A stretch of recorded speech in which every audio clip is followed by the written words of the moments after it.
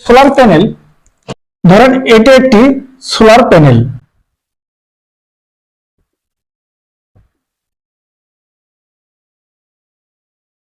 Junction box plus minus, তারপর এখানে আপনার সার্কিট ব্রেকার,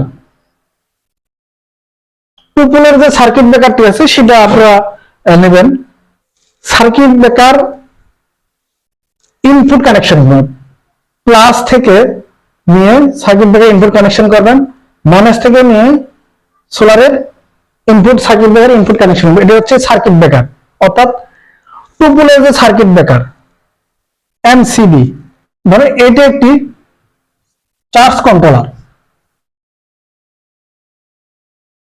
এইটা হচ্ছে আপনার চার্জ কন্ট্রোলারের যে সার্কিট ব্রেকার আউটপুট হয়ে আউটপুট কানেকশন করবো কিভাবে। এটা ধরবো মাইনাস, এটা হচ্ছে প্লাস। প্লাস তারটি নিয়ে সার্কিট ব্রেকারের ইনপুটে কানেকশন করব, আর মাইনাস তারটি নিয়েও চার্জ কন্ট্রোলারের মাইনাসে কানেকশন করব। অর্থাৎ এটি হচ্ছে চার্জ কন্ট্রোলার।